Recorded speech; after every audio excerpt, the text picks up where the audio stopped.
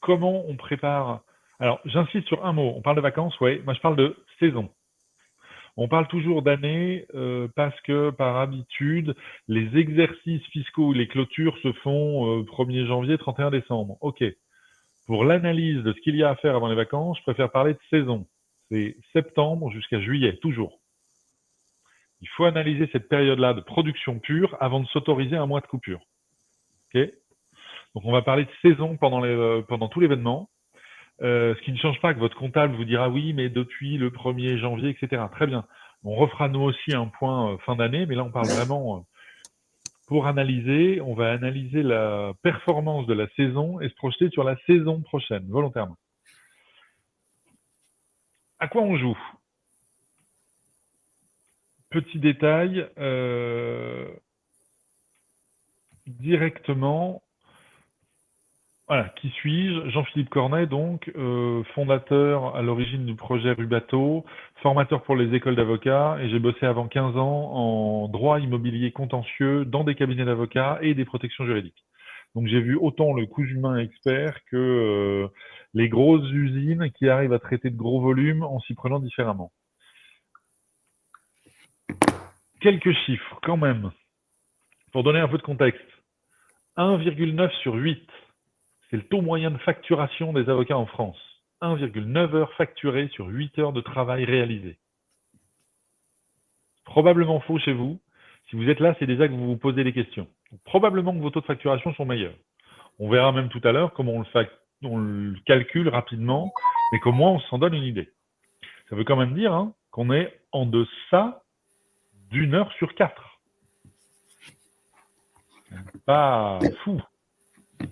Autre élément qu'on sous-estime souvent, il y a différents calculs qui ont été faits, mais on tourne autour de cette valeur-là.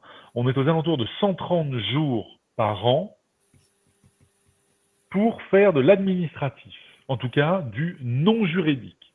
Gestion de cabinet administratif, développement commercial, etc., etc. A contrario, ou pour le mettre en lumière, d'après ce que nous on voit chez Rubato, en moyenne, un avocat a par an 3900 tâches à produire.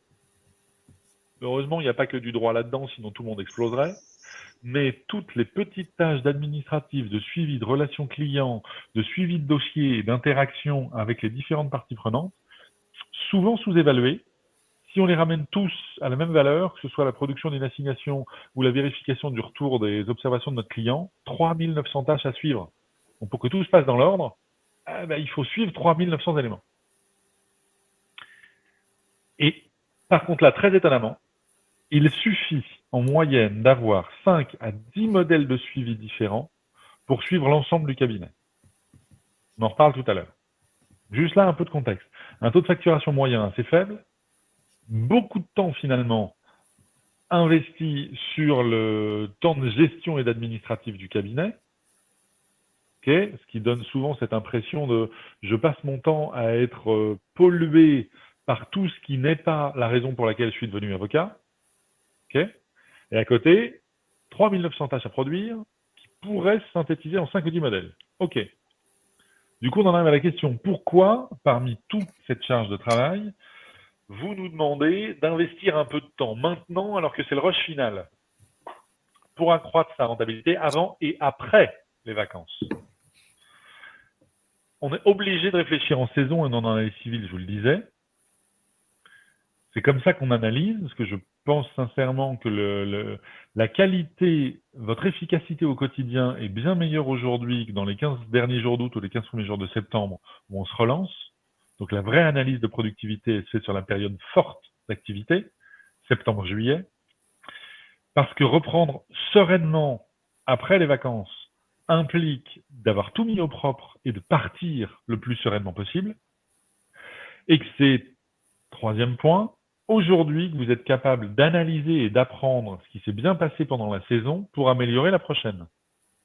Dans un mois, quand j'espère vous aurez bien déconnecté après vos vacances, bizarrement, les indicateurs ou l'apprentissage de cette saison sera devenu plus flou, plus vaporeux ou plus loin de vous, où il y a une partie qui aura disparu. Et c'est bien normal. Ça veut donc dire que c'est maintenant qu'on se pose la question. Ok, 3 principes puis après la réponse de Rubato. 3 principes pour partir sereinement. Comment cibler sans se noyer? 3900 tâches, ok, on va pas tout regarder avant de partir en vacances, sinon vous arrêtez, vous fermez le cabinet maintenant. Vous prenez 15 jours d'analyse. Donc comment on cible ce que l'on doit faire pour partir sereinement sans pour autant se noyer? Ok.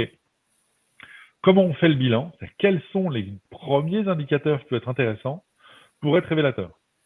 Et après ça, ce qu'on disait, si on part sereinement, on peut se projeter. Est-ce qu'on peut commencer à anticiper un peu la rentrée sereinement, sans se dire qu'on va planifier toute notre rentrée, c'est pas vrai, mais comment on peut se projeter un peu pour savoir comment on va atterrir. Ok. Et comment nous, chez Rubato, on vous aide là-dedans. Tout finir sans se noyer. On en revient à ça. Cibler pour ne pas se noyer, ça veut dire cibler et ne rien oublier. On fait le tour du propriétaire. J'ai failli écrire faire le tour de la niche, mais je me suis dit que c'était quand même un peu réducteur. Mais comment on fait le tour du propriétaire? Non, ok, comment je fais le tour de chez moi à fin de saison? Comment on organise son absence pour pas que ce soit le feu pendant qu'on n'est pas là? Comment on détermine notre rythme de vacances? La question paraît étonnante, mais vous allez voir qu'elle est intéressante. On commence, pour ne rien oublier, tout compter. D'après vous, combien y a-t-il de familles de tâches à suivre dans votre cabinet? Maître Moreau, une idée? Famille de tâches, de type de tâches. Euh,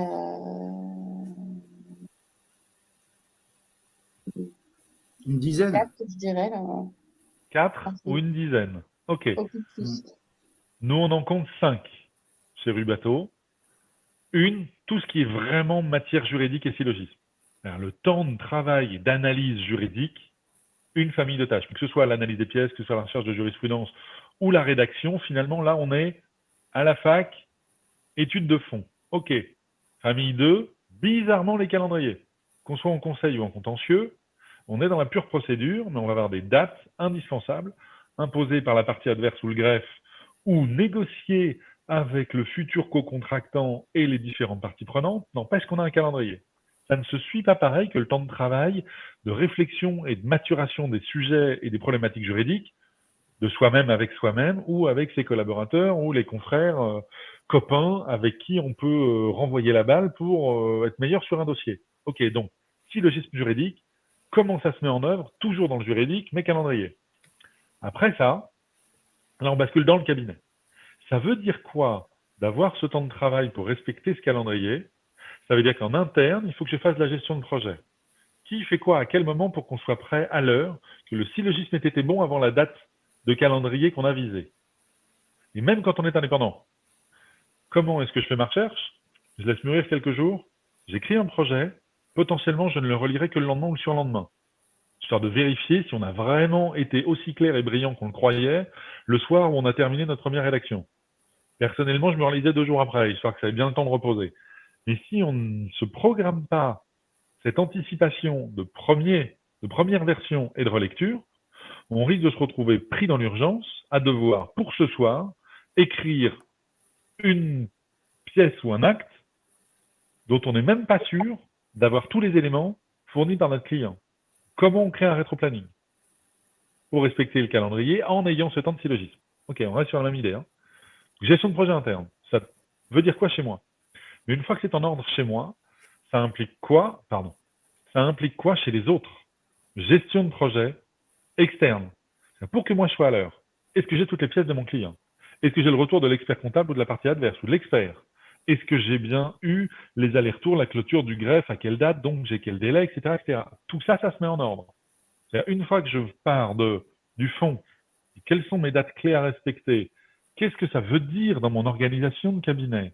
Qu'est-ce que ça veut dire si je dois mettre en mouvement les autres pour pouvoir être à l'heure chez moi et respecter les catégories du dessus? Ok. Et ça veut donc dire que à quelle date je dois avoir envoyé le mail à mon client? Combien de temps je lui laisse? À quelle date je vérifie qu'il me l'ait envoyé? Est-ce que je le relance? Si je le relance, est-ce qu'on bascule en mode urgence en lui disant vous n'avez plus que 2 jours parce que vous dépassez la date qu'on avait évaluée?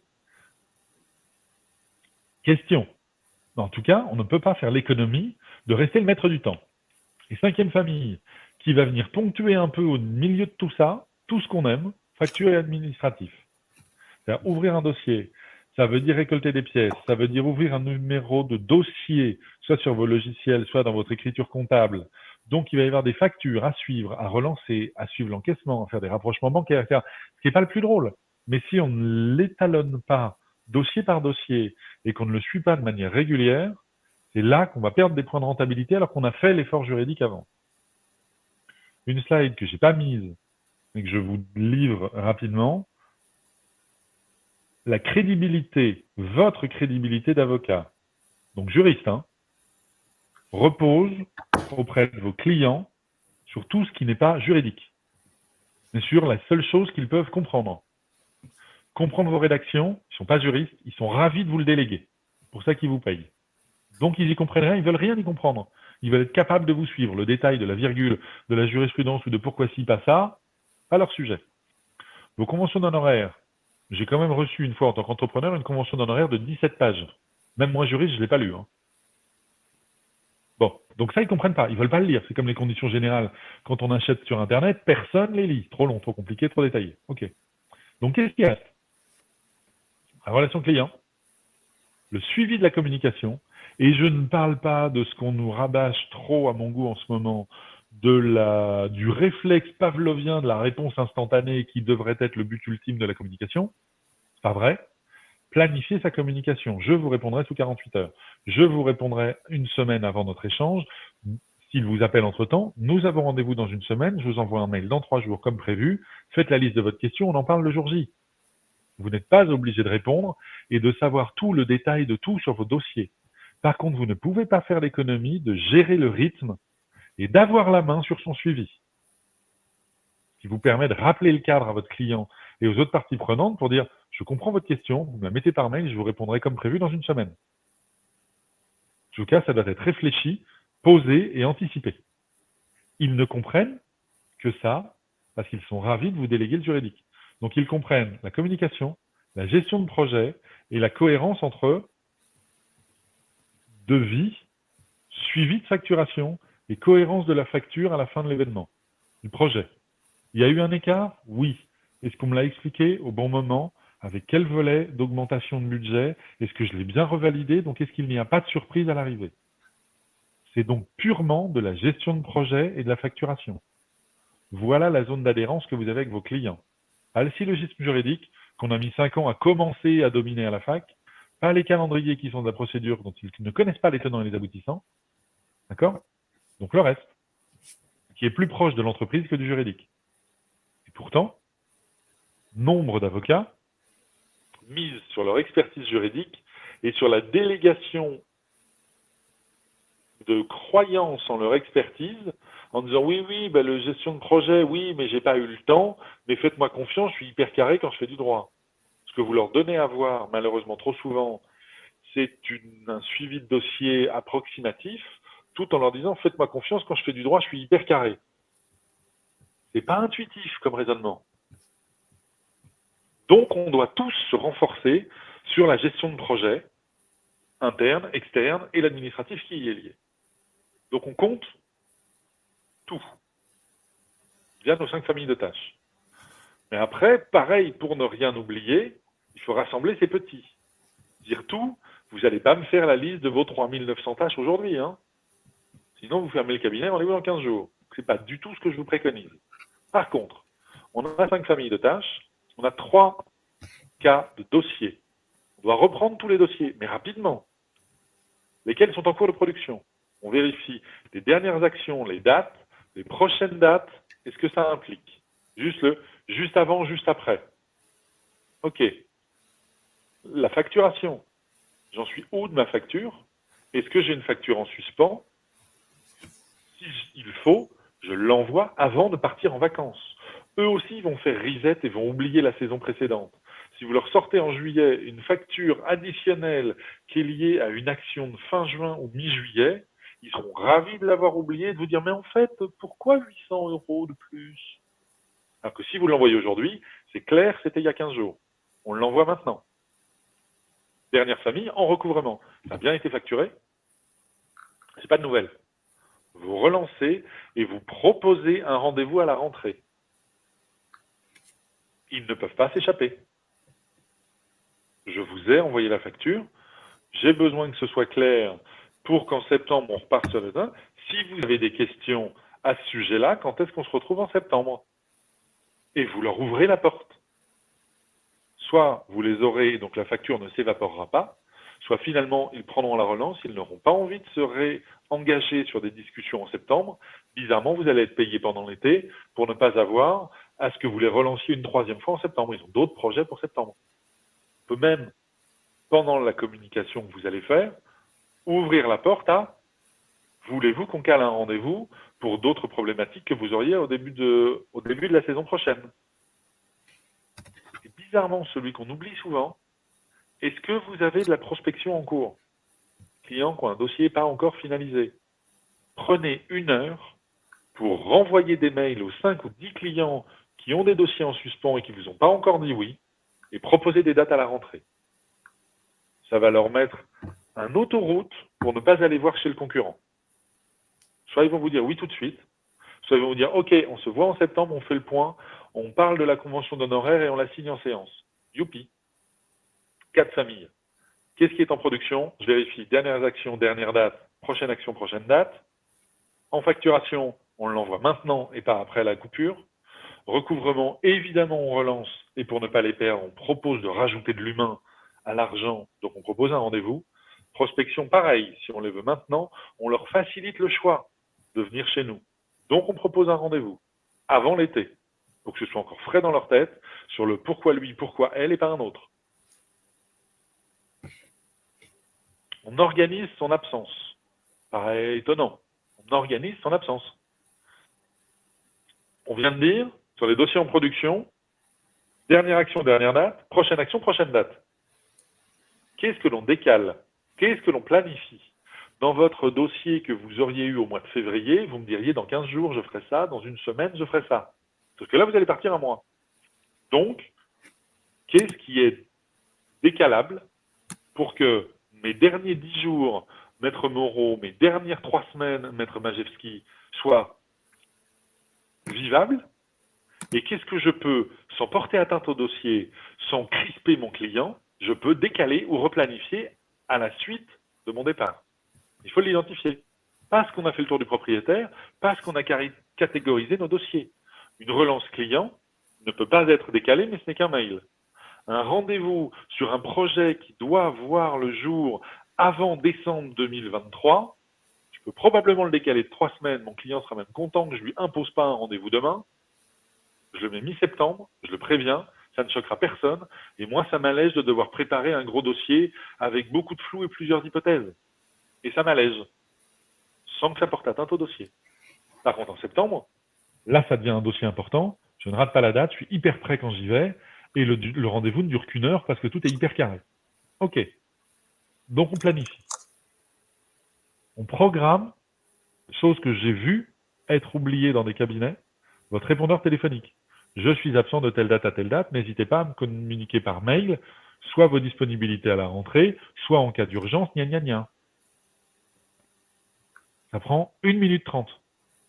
Mais quand c'est fait, pareil, tout ce qui est commun à votre client, je parlais de relation client et de ce qu'ils comprennent. S'il vous appelle et qu'il tombe sur le laissez-moi un message pour n'être rappelé qu'un mois après, vous, ça vous a sûrement pollué pendant les vacances.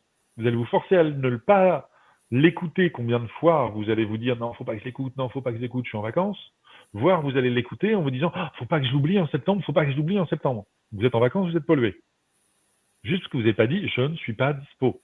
Rappelez-moi en août. C'est pas grave. Rappelez-moi à telle date. Pareil, mets à jour le message d'absence mail. J'ai reçu hier un mail d'absence me disant que votre confrère ou consoeur, je vous dirai pas où, était absente du 24 décembre au 31 janvier. C'est ballot quand même. Juste parce qu'on a cliqué sur le absence sans mettre à jour les dates. Mettez juste à jour vos dates d'absence pour que les mails automatiques qui reparlent à vos clients soient carrés. Vous l'avez sûrement fait, mais n'oubliez pas de le vérifier. Pareil, vous renseignez vos dates d'absence en ligne. Si vous avez un site internet, vous mettez à jour vos horaires. quitte à mettre une page spécifique, vacances estivales de telle date à telle date, nous contacter comme ci, comme ci, comme ça, le mail, etc., etc. Ou si vous avez renseigné vos informations sur Google, mettez à jour vos absences. Vous voyez, telle date à telle date, cabinet fermé pour congé. Que les gens le sachent. Ça vous prend 5 minutes. Je ne dis pas que ça servira 27 fois pendant l'été, mais si un client ou un prospect cherche à vous joindre et tombe sur une incohérence, on retombe sur ce que je vous disais tout à l'heure. L'entreprise pas organisée, pour un détail comme ça, hein, ne me donne pas hyper confiance dans l'expertise juridique que je vais déléguer derrière. Ça se voit pas grand-chose. Mais à force de mettre des petits éléments dans l'ordre, ben, ça donne une notion de sérénité dans la gestion de l'avancement du dossier et de l'entreprise qui rassure tout le monde. Ok? Et quand on part en vacances, on choisit son rythme. Et là, il n'y en a pas de bon ou de mauvais, vraiment. Hein. Chacun a un rythme différent. Est-ce que vous êtes en mode déconnexion totale? C'est-à-dire qu'il faut que j'ai fait tout avant et que tout soit planifié après, parce que j'ai volontairement une adresse mail pro qui est différente de ma perso, j'ai un téléphone portable pro qui est différent de mon perso, pendant mes 3 semaines, je l'éteins. Très bien. Dans ce cas-là, il faut que tout soit carré. Est-ce que je garde un œil de loin parce que je veux checker une fois par jour, une fois par semaine? Forcez-vous, vous face à vous-même dans une glace, à quel moment de la journée je regarde, à quel moment de la semaine je regarde. Ça veut dire pas les autres. Donc que ce ne soit pas une pollution permanente. Vous savez que tous les soirs, avant l'apéro, 18h30, vous avez une demi-heure, je fais le tour de la boîte mail. Très bien. La semaine, je regarde le lundi matin, le mercredi et le vendredi en fin d'après-midi pour voir ce qui s'est passé dans le cab. Pas de problème. Définissez des heures. Et c'est pas 2 heures et je commence à rédiger, à prendre des notes. Hein. Non, non, non. Est-ce qu'il y a une urgence? Non. Je le planifie quand à la rentrée? Point. Et je vérifie. Dernier cas, on travaille en pointillé. Je sais que je vais avoir un peu de boulot parce qu'il y a des dossiers dont je ne pourrai pas faire l'économie de me replonger dedans pendant l'été. Super. Quand? Telle demi-journée, parce que je serai juste arrivé sur mon nouveau lieu de vacances avant de me déplacer la semaine d'après, la semaine d'avant, je sais pas quoi. Donc cet après-midi-là, clac, je vais pouvoir bosser. Ce matin-là, je vais pouvoir là. Et ce samedi-là, je le sacrifie pour être tranquille après. Ben, vous le notez dans votre agenda. Vous prévenez les clients correspondants qu'ils ont 3 options, là, là ou là. Point. Le reste du temps, c'est fermé. Mais vous le planifiez. Que ce soit pas à vous tourner dans la tête, charge mentale permanente pendant les vacances. Vous le posez, et là, vous réservez des plages de travail dans votre agenda. OK? Dans tous les cas, programme le répondeur et les messages d'absence mail en fonction de ça. OK? C'est pas énorme, hein? Mais mis dans l'ordre, ça vous libère l'esprit et ça met au clair la relation client. Bref, un seul truc, il y a beaucoup à communiquer avant de partir. Il y a presque plus à communiquer qu'à faire. Il y a quelques urgences à sortir maintenant. Il y a beaucoup à communiquer dans ce qu'on disait, ce que j'ai planifié, à quel moment je serai disponible, comment ça va se passer pendant mon absence et quand sont mes périodes d'absence. Tout simplement. Qu'ils ne le découvrent pas, anticiper la communication. Ok. Des questions sur ça? Non. Non? C'est assez basique, hein. Mais si vous le mettez dans l'ordre, vous allez voir que vous êtes plus à l'aise pendant l'été. Deuxième, là on rentre un peu plus dans le dur, quels sont les indicateurs de suivi de la saison? Analyse de la saison. Par principe, on passe d'une logique de suffisance, et je ne parle pas de vous êtes suffisant mon cher, non, non, non. Est-ce suffisant pour survivre, ok, à une logique de rentabilité par dossier. Grossièrement, on remplace la logique de combien je me paye ou je paye en rétro à mon collab. Ça veut dire qu'il faut que je facture combien pour tout payer. Ça veut dire que 4 heures facturées par jour me suffisent. Suffisant. C'est le minimum vital pour ne pas me noyer. Ok. On passe à une logique de si chaque dossier est propre et gentiment rentable, et je ne dis pas qu'on gagne 4 fois plus que ce qui est facturable. De toute façon, le marché vous dira vous êtes trop cher. Mais si chaque dossier est organisé pour qu'il soit rentable et qu'une fois tous les coûts payés, il me reste 10% de résultats. Bah, si tous mes dossiers sont rentables, il n'y aura pas de problème à la fin de l'année quand on fera le bilan comptable, hein. Donc, au lieu de réfléchir par personne et est-ce suffisant, comment chaque dossier devient un projet qui doit être rentable. Indicateurs liés de ça. Pour nous, il y en a 4 fondamentaux. Ah, volontairement, je le dis, hein, on n'est pas expert comptable. C'est pas de l'exactitude comptable, mais c'est des indicateurs qui donnent des tendances réelles et tout devient vraiment visible. Le premier, le chiffre d'affaires moyen par dossier. Le deuxième, le taux de facturation journalier.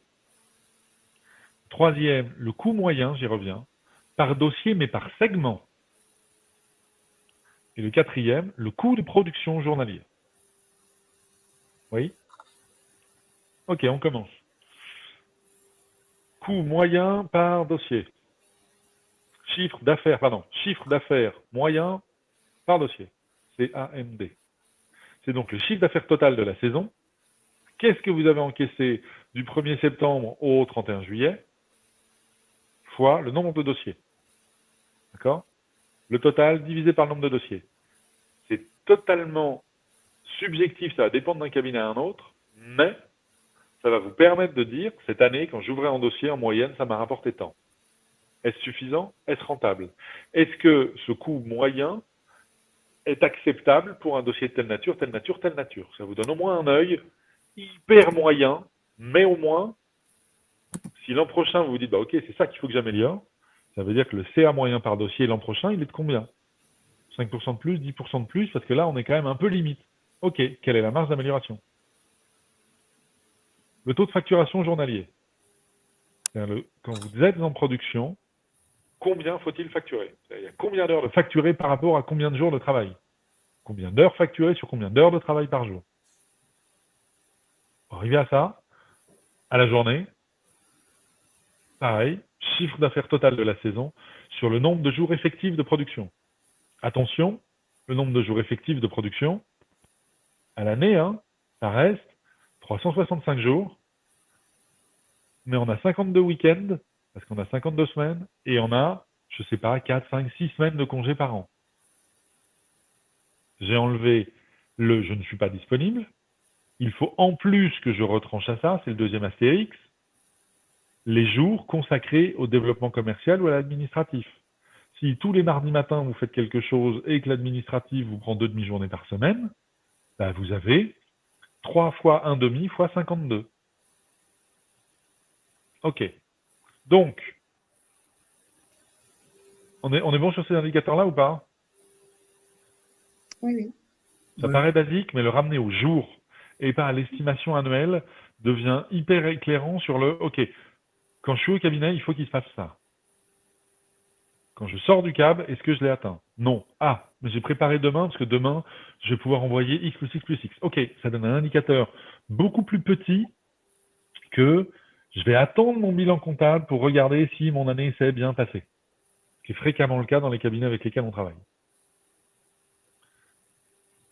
Un autre indicateur, on le disait, par segment. Chiffre d'affaires moyen par dossier de chaque segment. Quelles sont les 3 familles de dossiers principales du cabinet? Je ne parle pas de chaque dossier est différent dans le fond, dans l'analyse, etc. Ok. Mais si vous faites de l'immobilier comme moi, copro, construction ou voisinage, vous avez 3 familles.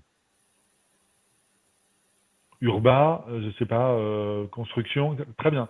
En famille, vous allez avoir les divorces, les reconnaissances de paternité et les reconnaissances de filiation pour faire plus large et les gestions de garde.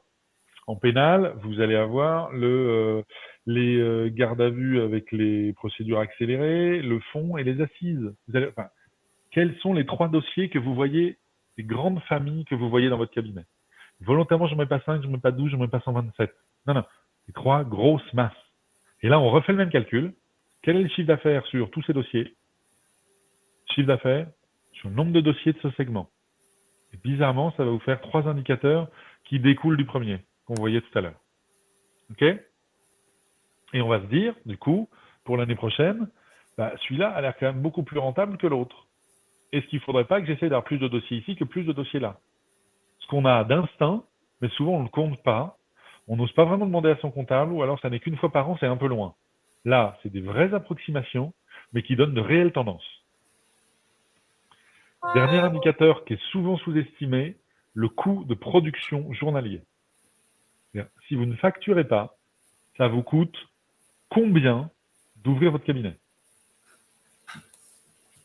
L'ensemble des charges, ça on en a déjà parlé sur d'autres webinaires, on a des éléments sur ça, donc on pourra y revenir si vous en avez besoin, mais c'est grossièrement l'ensemble des charges sur le nombre de jours effectifs de production.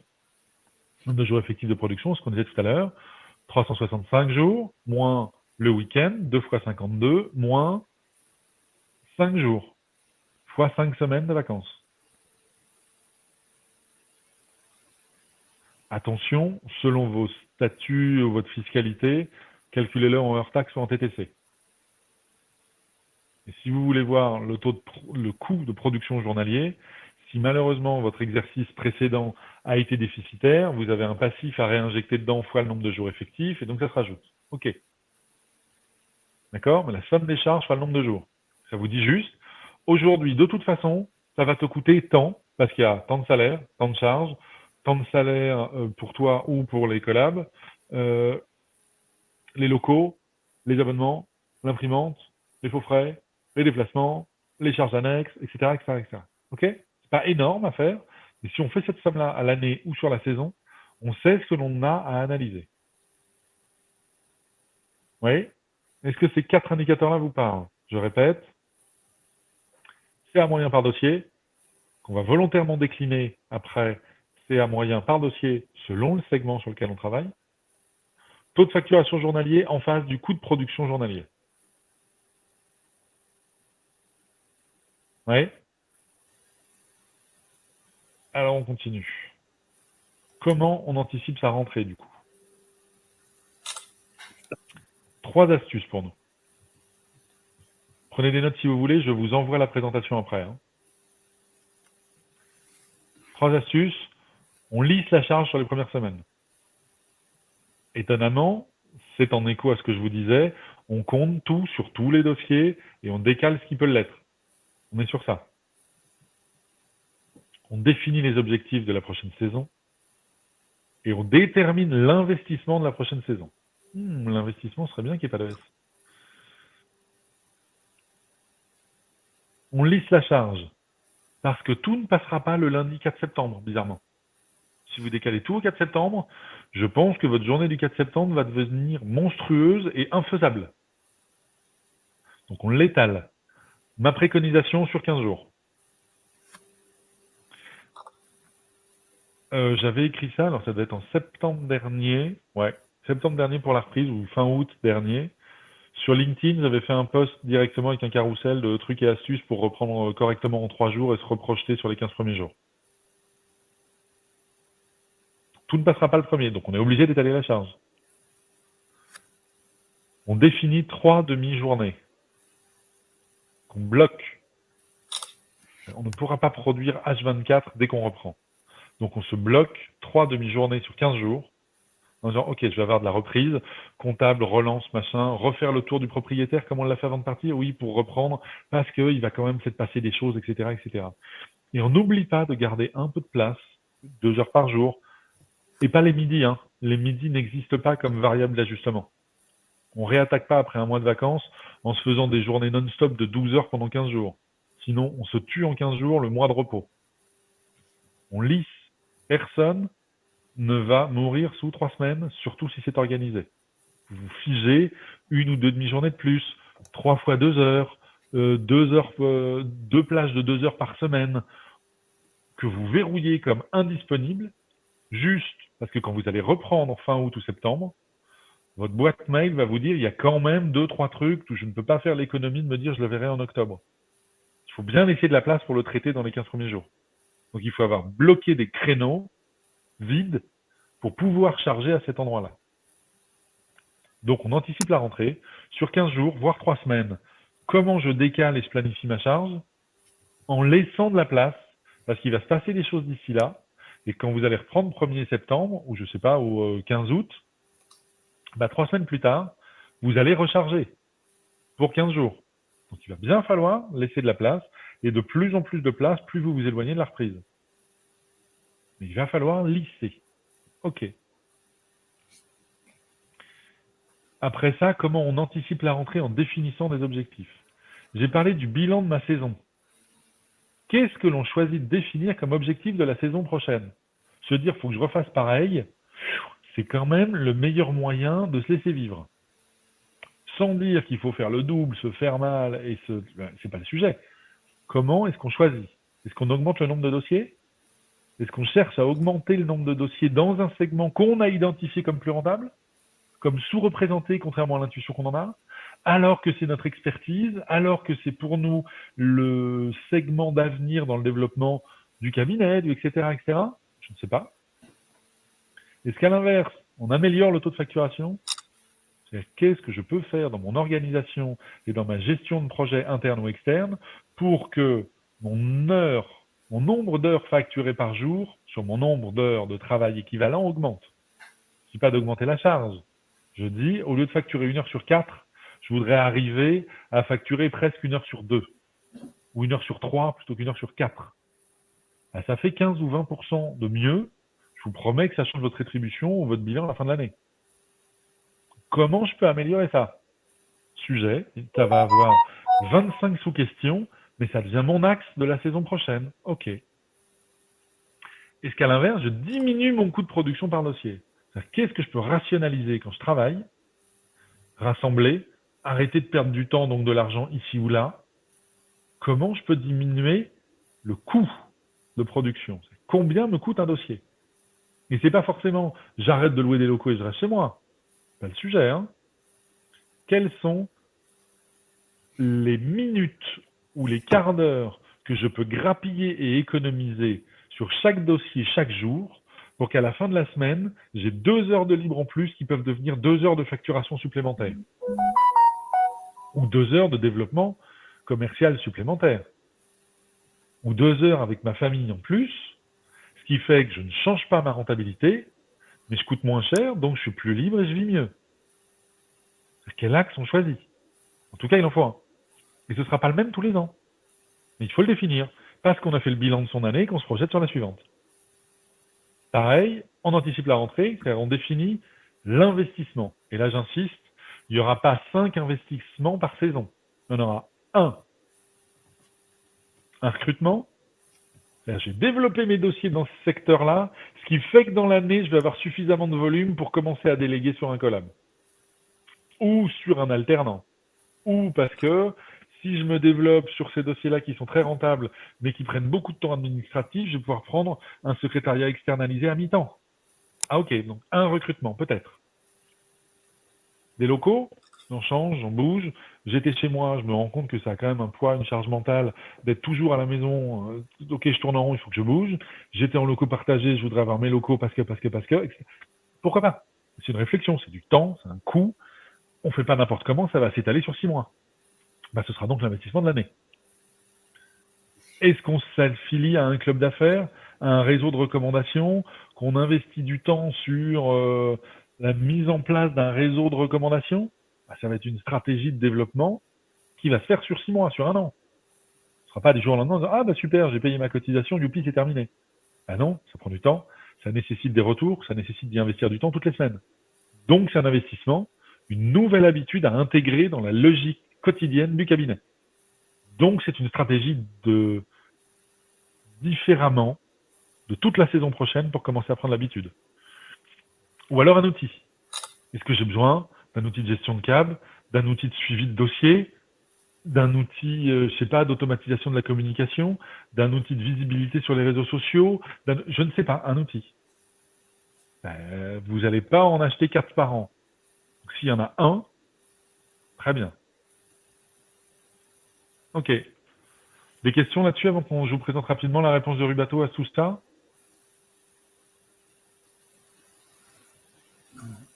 Non? Bon, ben, soit j'ai été hyper clair, soit je suis à côté de la cible, en fait. Bon. Ben, dans ce cas-là, quelle est la réponse de Rubato? Ben, la meilleure, bien sûr. Le principe de Rubato, vraiment, hein, faire autre chose autrement. C'est réécrire ce que font déjà les logiciels de gestion, je vois pas l'intérêt, ils le font pour la plupart bien. Donc c'était comment on peut centraliser le suivi de dossier pour augmenter la rentabilité. À la production, dossier par dossier, les pièces, l'analyse des pièces, vous le faites mieux que moi, chacun son expertise, pas de problème. Vos modèles d'actes, vous les avez. Vous les avez. Par contre, quand je disais mes 5 familles de tâches, comment je les mets dans l'ordre et comment ça me montre que chaque dossier est bien suivi. Comment on en est arrivé à ça? En fait, tous les dossiers, par famille de dossiers, hein, tous les dossiers passent par les mêmes étapes, à peu près au même moment. Donc, ça veut dire qu'il est possible de les suivre de la même manière, même si le fond va différer. Notre parti pris, c'est de se dire qu'on a inventé une séquence, c'est-à-dire une chaîne de tâches qui modélise la vie du dossier. Et vous pouvez écrire votre façon de faire de votre cabinet. Quand vous allez ouvrir un dossier, vous ouvrez votre dossier sur Rubato avec cette séquence-là, ça va projeter les dates potentielles de tout votre dossier. Oh, comme c'est mignon mais théorique. Ça donne quoi en vrai? En vrai, ça vous permet d'appliquer la gestion de projet collaborative et le pilotage industriel. 80% va être standard dans votre process, c'est-à-dire dans votre modèle de séquence, de tâches. 20%, vous allez le personnaliser. Parce qu'on cherche à augmenter la satisfaction client et la rentabilité. Ce dossier-là, d'habitude comme ça, ouais, mais là, ça bouge pas. Là, il va falloir que j'en rajoute. Ça, il faut que j'enlève. Ça, il faut que je le fasse en une fois et pas en 3, ça, etc. On va pouvoir le bouger de manière dynamique. Mais on ne va personnaliser que 20% parce qu'on a un modèle moyen de suivi de nos dossiers vrai à 80%. Alors oui, le calendrier va changer en contentieux. Ça veut donc dire que j'ai 4 tâches d'audience au dernier jour RPVA à bouger. Tout le rétroplanning entre ces grosses phases juridiques reste vrai. Donc, je vais adapter 20%, mais j'ai 80% de vrai.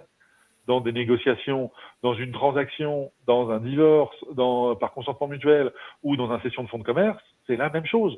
80% est standard, les 20%, c'est le flux d'informations qui va tourner autour de notre négociation.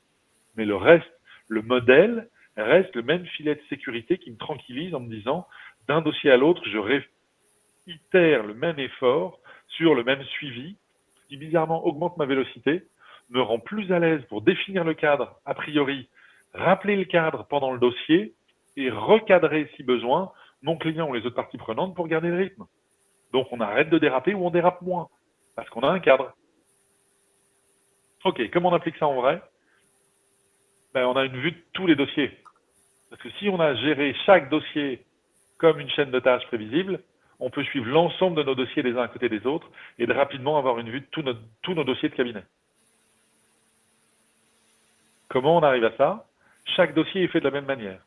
Une séquence que vous voyez à droite avec l'enchaînement de tâches prévisibles pour lesquelles la machine va calculer des dates, les grands rendez-vous, ce qui vous donne le résumé, quand est-ce que je vais atterrir et j'ai pris quel modèle de suivi, il y a combien de tâches à produire, combien de rendez-vous à faire, etc.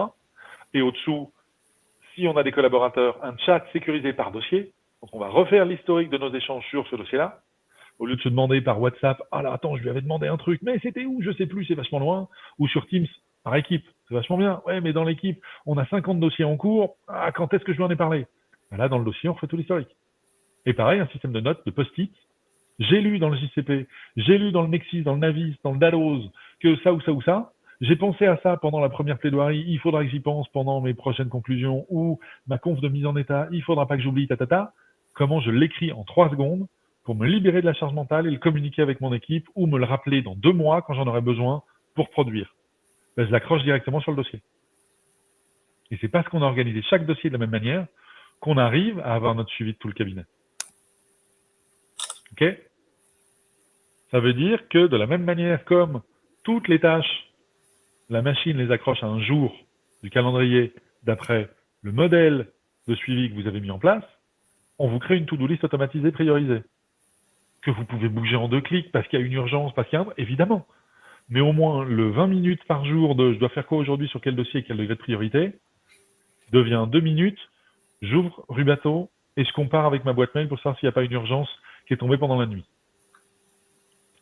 Pareil, comme on le voit sous forme d'agenda, intelligent synchronisé, c'est-à-dire si je bouge une date, ça me décale, oui, ma date de rendez-vous, mais les tâches qui vont avec prévues le même jour, c'est-à-dire ce que vous voyez dans la colonne de droite en bas, les tâches qui ne sont pas forcément liées au même dossier, mais qui sont considérées comme à produire aujourd'hui, et qui sont des tâches, pas un rendez-vous. Donc, je ne vais pas engorger mon agenda de rappels à moi-même, alors que ça doit être fait aujourd'hui, peu importe que ce soit à 9 heures, à midi ou à 18 heures. Comment je le vois? En me synchronisant aux boîtes mail traditionnelles utilisées par la profession. Pareil, comment je crée, et je vous le disais, des modèles personnalisés. Ça, ce sont les séquences du cabinet, alors qu'au-dessous, vous voyez les séquences de la bibliothèque de Rubato, écrites avec et par des confrères ou des consoeurs, spécialistes ou dont le domaine d'activité dominant correspond à la séquence. Ok?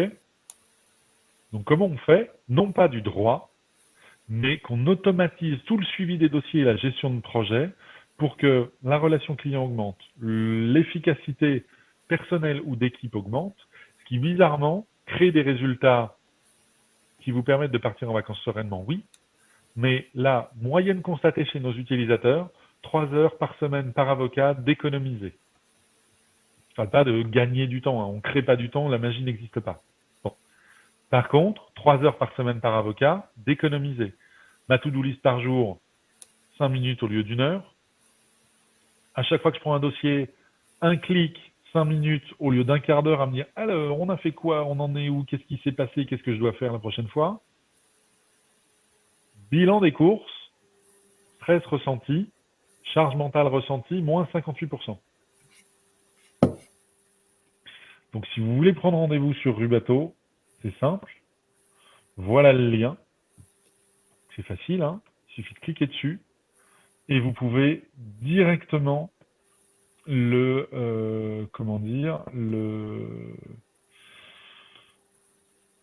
prendre rendez-vous sur mon agenda pour qu'on se retrouve. Ok?